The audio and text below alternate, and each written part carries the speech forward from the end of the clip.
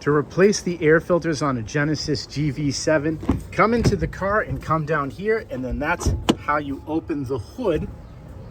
Once you open the hood, there's going to be this panel. By the way, go beneath the Genesis logo, come right here, and then you'll feel it. There's a latch you pull up.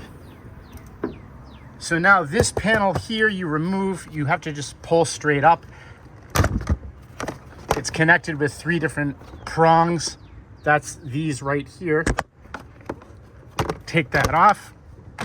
Now there's your filter boxes, and then there's snaps along the outside. You can see this is really easy. I'm not even using any tools for this. If it does get difficult, you can just take a flathead screwdriver and you can pry it like that. I'm gonna put an affiliate link in the description to purchase the replacement filters, and then you simply reverse the process. You do it over here, you do it to both sides, reverse the process and put everything back on, do your snaps, and then put the panel back on.